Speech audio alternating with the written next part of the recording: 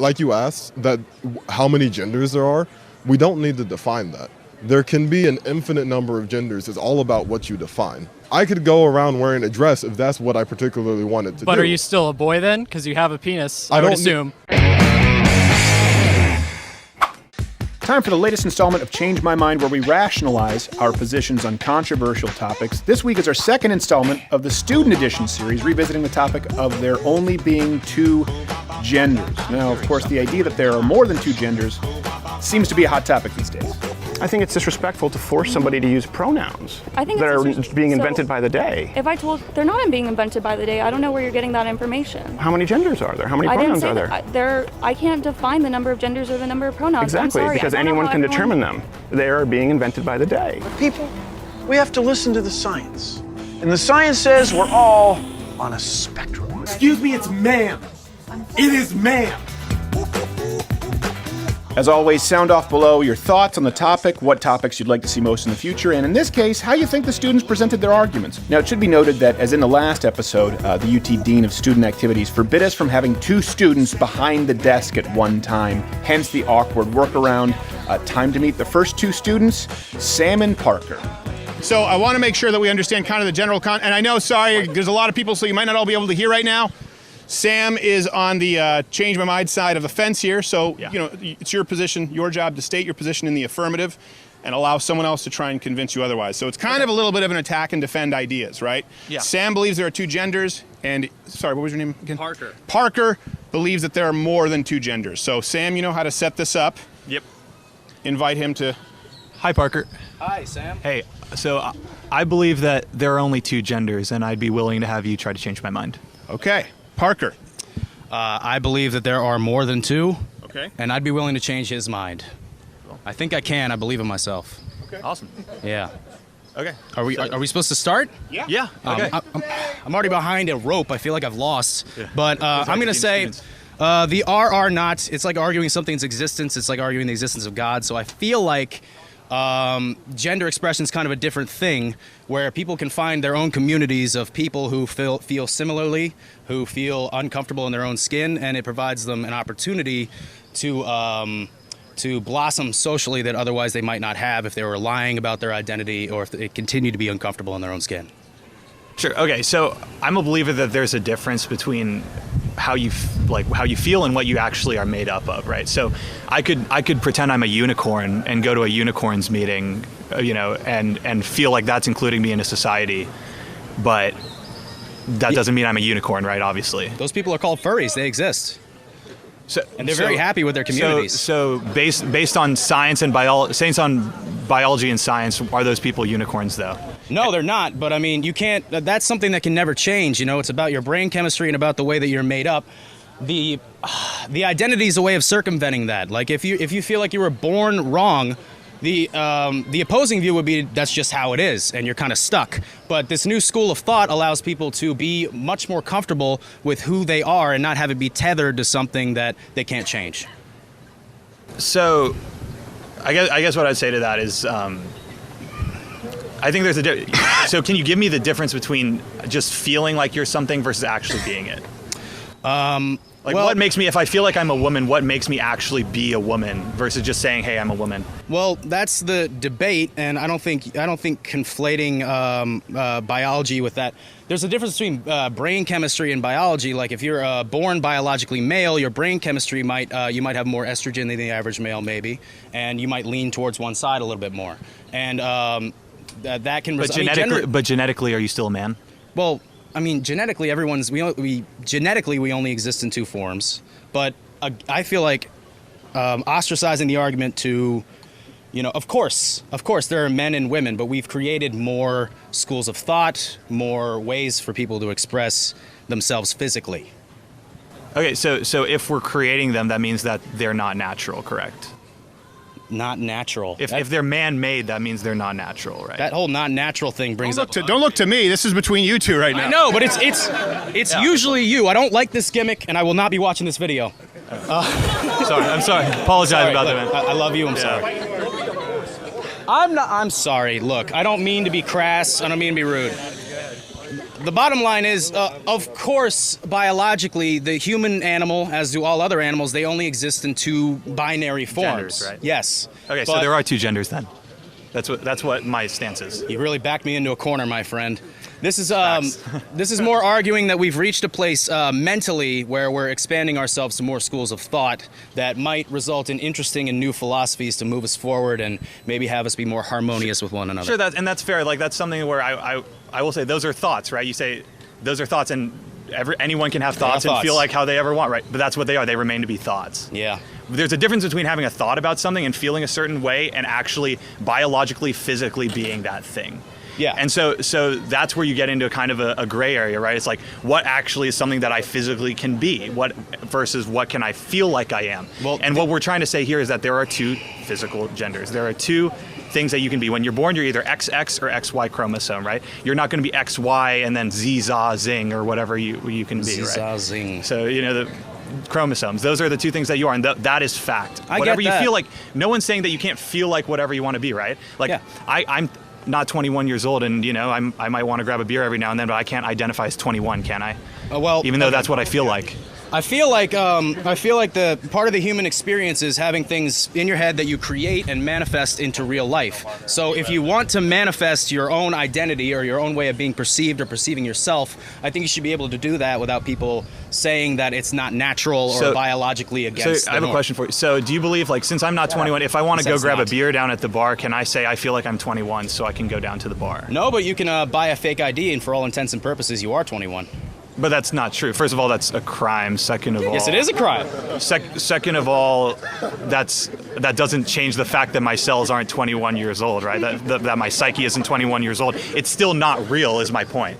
So I can do all these things to make myself feel like I'm something that I'm not. And sure, maybe I can feel that way, right? But at the same, do you see what I mean about the argument that we're having is real versus not real, Correct. exists versus doesn't exist? Yes. But the argument of it's not real might stunt people's ability or openness to try and socialize with these groups or try to maybe explore their identity a little further. Can I pause this here for a second?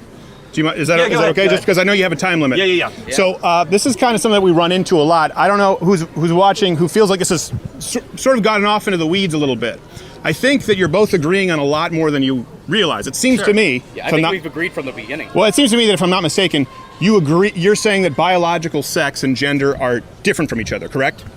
I don't think you can. Yeah, they're different. Sounds to me like you're saying that. And it sounds to me like you're saying, prove it. Well, I'm saying prove it, and you can't biologically change your gender. Well, yeah, but I think, and that is why it's very hard for us to get permits. There we go. So I think this is what's really important. This is one thing too. You're very logical, and I appreciate how articulate you are. But I think there can be a faster path to kind of get into the point here. Okay. Sure, so yeah. Why do you believe, because you were talking about not wanting to marginalize people and how productive it can be for these people to engage with their communities. Mm-hmm. I think you would agree with that people should have community. We can all agree community is a good thing, we care about people.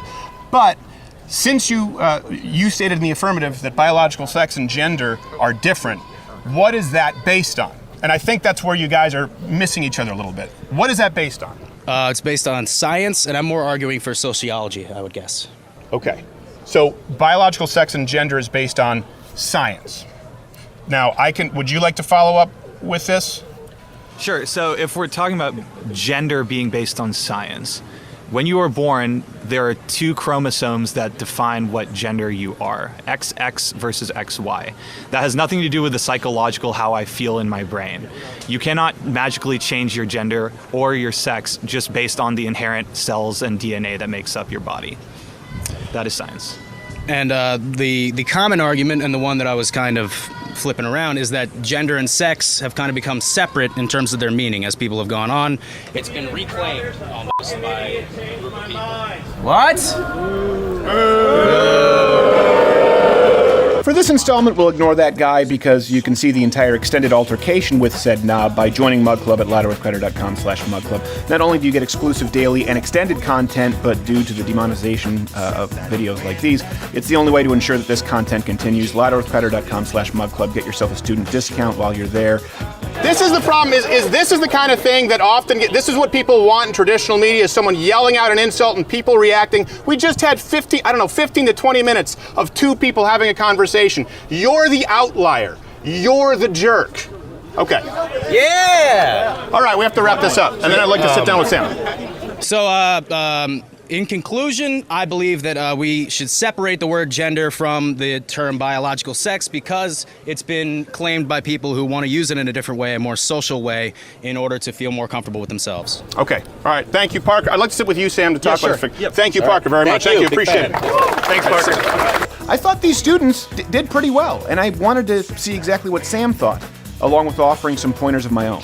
Keep in mind, the whole purpose behind Change My Mind and these student editions in particular is to help the students and you watching learn how to rationalize your own positions and engage in productive conversations. You know, things your professors are supposed to do. And one thing I'd like to kind of clarify here, too, something that we've discussed quite a bit, this isn't a debate. And what I want to encourage, how many people here have really learned the Socratic method in college? In high school, I did. In high school? Show of hands, who here has actually been taught the Socratic method in college? Doesn't help with your bio. How many people here have been taught the Socratic method in college or in university? Okay, seems like few people. The point of the Socratic method is not to debate, not to score points, but to actually examine your own argument and see if it comes to a logical conclusion. Quick question, how many people here can tell me what would constitute a bad argument? Invalid points. There's a couple points. Ad hominem, there's a couple rules that I think Sure. lay out. Well, what you're presenting, so I heard ad hominem, appeal to authority. These are things we call logical fallacies. But before we get to that, and I do want to get to that in a second, a bad argument is an argument with a false premise or a conclusion that doesn't necessarily correlate to its premise, a conclusion that does not prove its premise. That's what constitutes a bad argument. And so I think it's important to keep that in mind anytime you talk with professors, anytime you talk with other students, because as long as you keep that in mind, examining, okay, is what they're presenting a good argument or a bad argument? Is the premise true? Do we agree on terminology? Do we agree on the data presented? Does the conclusion directly correlate, and is it caused by what's been presented in this premise? And examine your own arguments that same way. It necessitates a more productive dialogue. Now, I'd like to kind of go back through this here with Parker. Yep. So, at one point he said, no, I don't believe, you said there are two genders, and he disagreed with you, right? And you went down kind of asking him some questions. Here's, I think, something that's pretty effective when you're just asking a basic question in the outset. So you can play Parker for a second. I believe there are only two genders. I believe there are only, I'm Parker, right? So yes. I do not believe there are only two genders. Changed my mind. Okay. It's not true, but. So I think this is important right here. Before you go on, you kind of guys missed each other. What might be more productive when you start that conversation is he says, well, I don't believe, you've stated in the affirmative you believe there are two genders. Correct, yeah. He said, well, I believe there are more. But you let him go on, let him go down a rabbit trail without defining it. So I would just say, okay, how many are there? And no one ever answers that question. So if someone is going to make a statement, again, we go back to sort of the idea of logical fallacies, burden of proof. Someone can't place the burden of proof back on you if you say, I believe there are two genders, and this is backed by centuries of biological medicine science, and they say, well, I believe there are more, without stating in the affirmative with the same certainty how many there are. Well, isn't his premise that sex and gender are like separable? That's what he moves on to, sure. But it doesn't change the fact that one would need to answer how many genders are there. So if it's not really fair if you say there are two and you're arguing with someone who says, well, there are more, you've put a number on it, right? Yeah. He hasn't. And looking back, you think maybe that would have helped you guys kind of see where you agree or disagree? Yeah, I think so. I think it would have gotten to the point a lot faster. I think that, at least in this particular issue, it's very easy to kind of you have the burden of proof, or they have the burden of proof. You're the one with the solidified fact.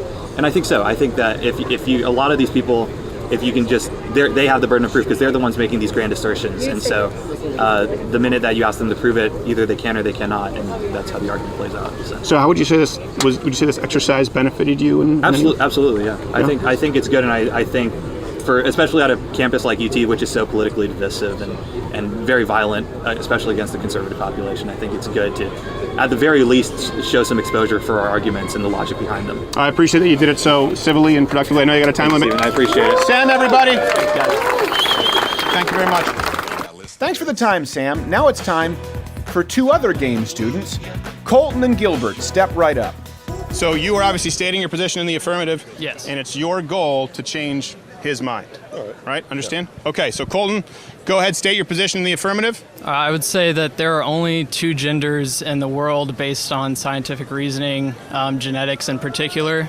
I believe that gender being not connected to biological reasoning would have to do with psychological differences. Okay. Can you speak a little louder? Just going forward. Sorry. Okay. And you're welcoming someone to change your mind. Yes. All right, Gilbert, your floor, sir. All right. Once again, my name's Gilbert. I believe that there are more than two genders. And first of all, I'd like to agree with you. I'm going to start with an agreement that psychologically, there is a difference between gender and sex. I believe we can agree that you're either born with a penis or you're born with a vagina, right? Yeah, of course. And that is your sex. Now, to me, and to a lot of people, I believe, gender is what you define yourself in society. Like, is not connected to what you have in your pants.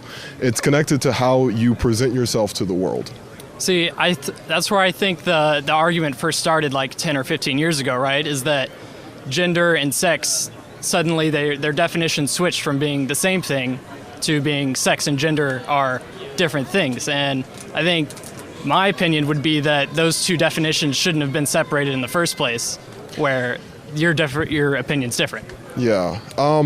So gender and sex have been separate things for more than just 15 years.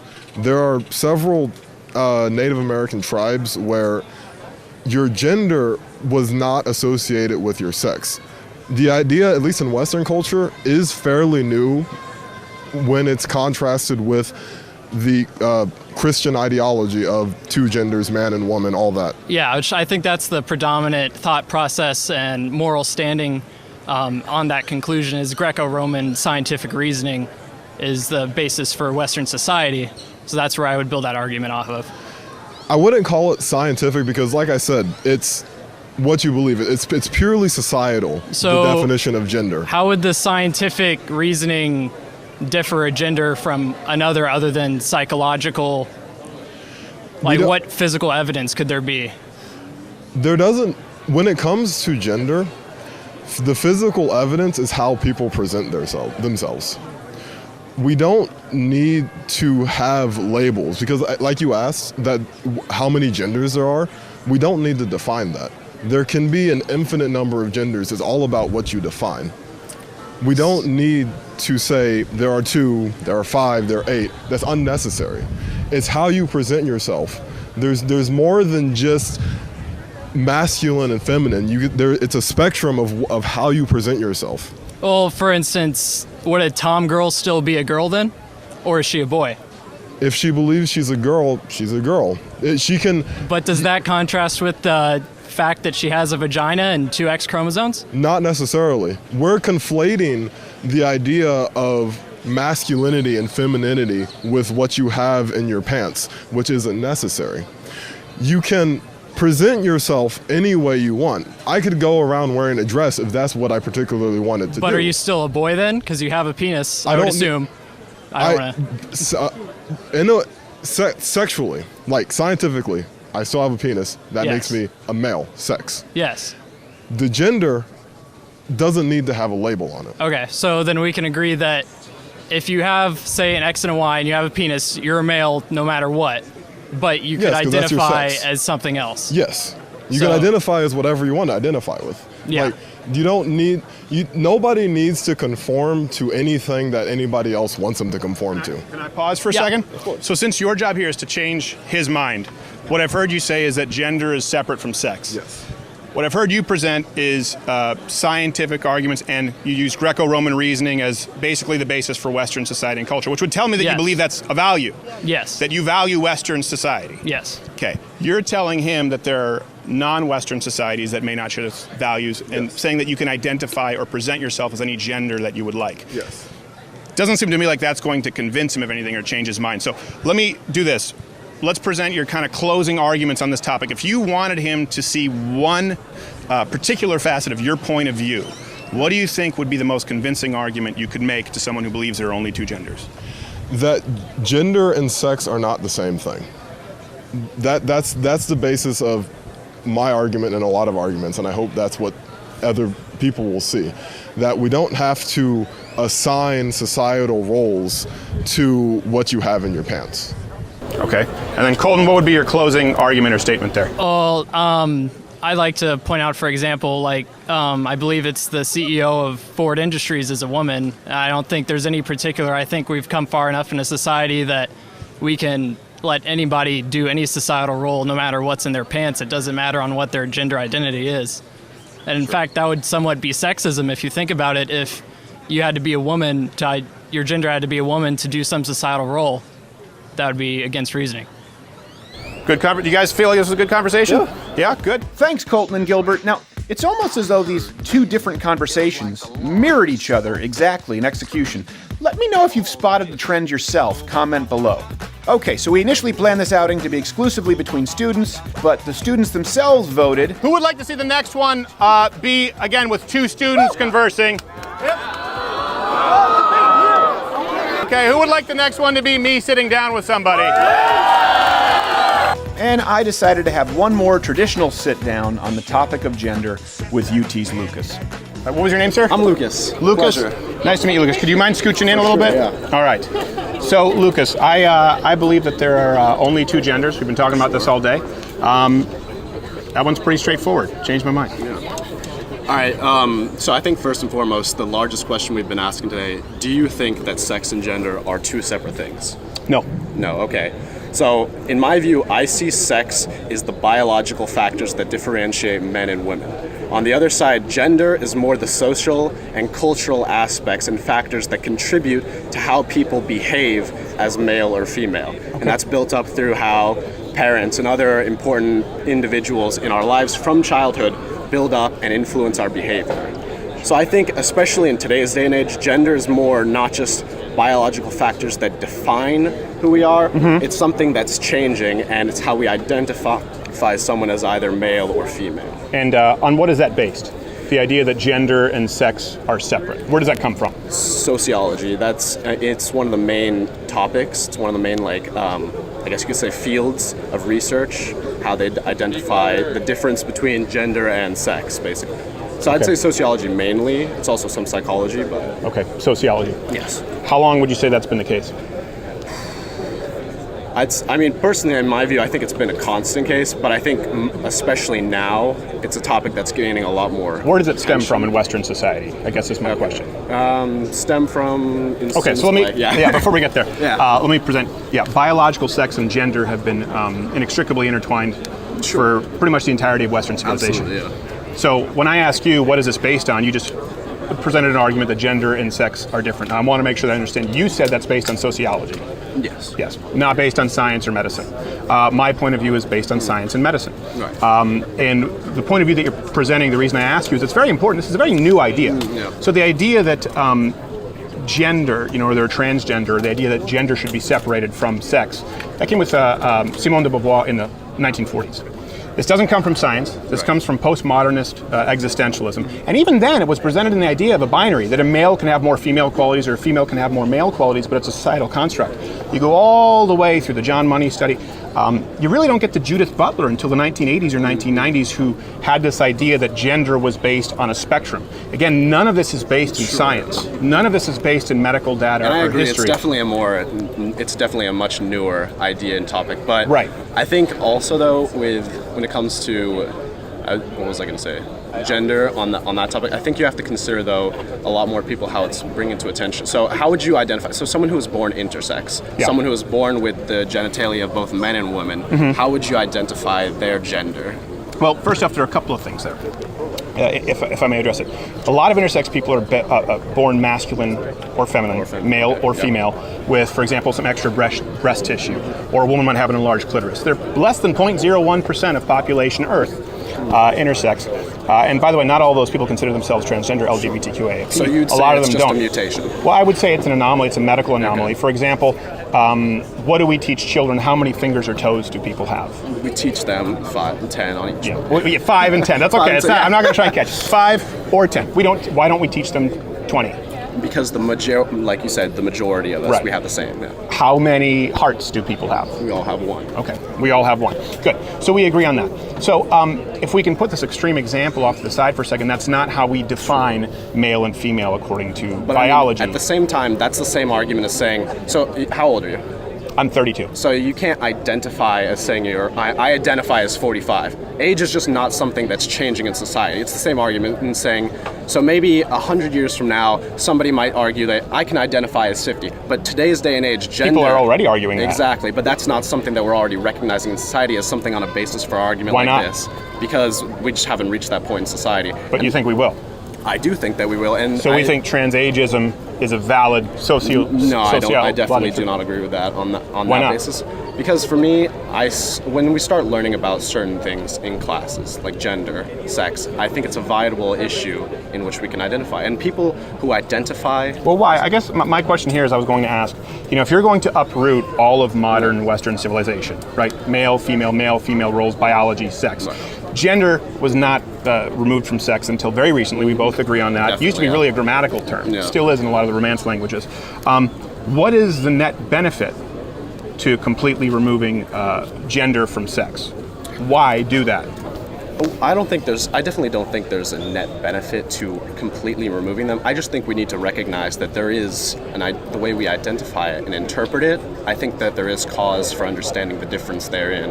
And that there are certain people who, and in society, many people actually, who would like to have that recognized. And I do think that there is some evidence on a scientific basis, or as well as sociological studies, that does give cause for understanding this and interpreting it. How so? Well, in society, with the people that identify as different genders, right? And it's on one side, it's a matter of being able to consider like acceptance in society, feeling comfortable with oneself. But at the same time, we can still identify them as how you want to identify, but also letting them to identify themselves in the way that they would like to be. So you're saying it would be okay if someone a male who identifies as female, you wouldn't have a problem with someone like me misgendering them using masculine pronouns? No. In classes, we recognize this oftentimes. Our TAs will sometimes ask us, everyone has to go around, identify your pronouns. And I think that oftentimes that's unnecessary. Why? Because we all recognize, we all want to be respectful, right? Sure. I think in most cases people aren't trying to intentionally offend. But why other isn't it students. necessary? Why didn't you ask me my pronouns before you sat down? Because especially for a discussion like this, it's unnecessary. Why? There's an unnecessary, because for you especially, I think we can interpret. Is that an important thing for you, to identify your pronouns? Sure. Okay. So Let's say I do, but you made a judgment that it might not be important to me. Right. Why? Well, because in most cases, the people that do genuinely care a great deal about it, that is something that they will present to you up front and in the beginning. And that was something that... Well, you just said you went around in a classroom and asked people their preferred pronouns. Why didn't you do it with me? What did you assume I am?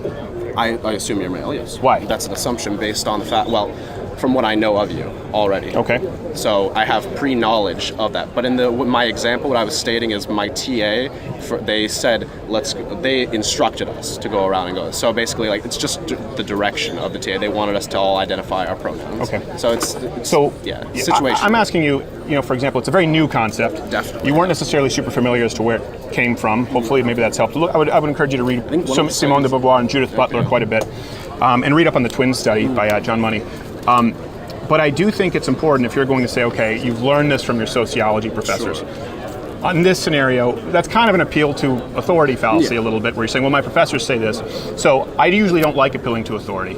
But in this case, I will. Every doctor in the history of ever, right? Every biologist in the history of ever. Kinesiologists would also have to look at the difference in the male and female bodies. So if we're going to appeal to authority, I certainly would appeal to science and observable medical data. I ask you what the net benefit is. And you said there isn't necessarily one. Well, I think there's a huge net cost. There's a huge net cost if you say, well, there aren't only two genders. Now there's a burden of proof on you. How many genders are there? As I said, I believe that there are 3 genders. Okay. I think there are male, female, and intersex. I don't think that we can consider just intersex as a mutation. I don't think that's fair, and especially in our modern society, I think it's something that we should consider. But I can put a number on it. So 3. Something to so put you wouldn't consider behind it. transgender a gender? You wouldn't consider non-binary a gender? No, I don't think there's evidence yet enough to support that. Okay, so you really just believe that there's a third gender for people who are born intersex. Exactly. Yeah. Which I think actually we would fair, both agree. yeah. Yeah, medically, but that's a bit different from what your sociology professors would be professing. Yeah, I think it's actually the textbook. Yeah. Oh, really? Yeah. How many genders do they say there are?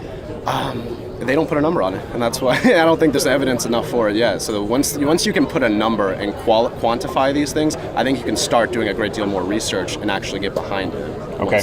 Once they have something you can get behind specifically. So how would you identify someone who, let's say, says that they are trans, male to female trans?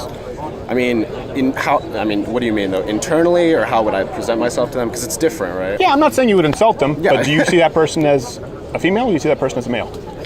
In my view, I see them how they want to be interpreted.